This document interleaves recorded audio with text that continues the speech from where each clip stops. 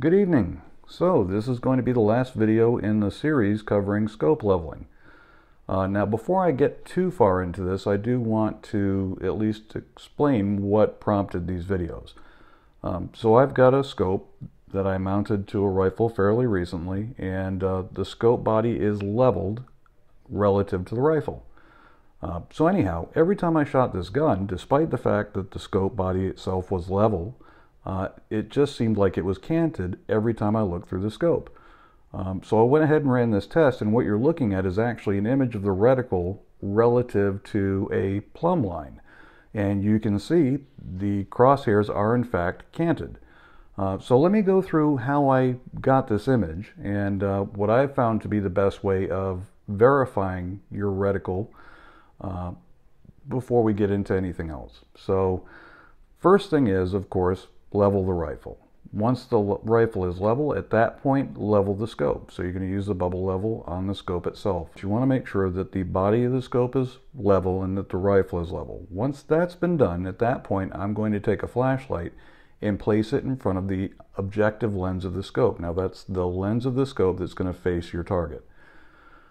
In line with the ocular lens, which is the lens that would face your eye, I'm going to put a piece of paper on the wall, and I'm going to go ahead and hang a string with a weight on the end of it, a plumb line basically. And what's going to happen is that flashlight is going to project an image of the crosshairs onto the wall behind the scope. And at that point, you can get a really good look at whether or not the crosshairs are canted. Now, the further the rifle is from the wall, the larger the image of the crosshair is going to be, which gives you a bit more accuracy. So in this case, we can see that the crosshairs are in fact canted relative to the body of the scope. Now, that brings us to the original question. When you're leveling your scope, do you level based off the body of the scope, or do you level based off of the reticle? And here's my view on it. And this is just based on my experience and my testing. If you're using clicks for elevation adjustment, level the body of the scope. On the other hand, if you're using holdover to deal with elevation or projectile drop, I would suggest leveling the reticle. Now, ideally, you want a reticle that's as close to perfect as possible. And, you know, the point of this is just to make people aware of this problem, because it's apparently more widespread than I ever knew. So my suggestion would be immediately do this to any new scope. As soon as you're mounting it on the rifle, check, make sure the reticle's plumb. If it isn't, obviously you've got warranty to pursue if it's beyond what you feel is acceptable.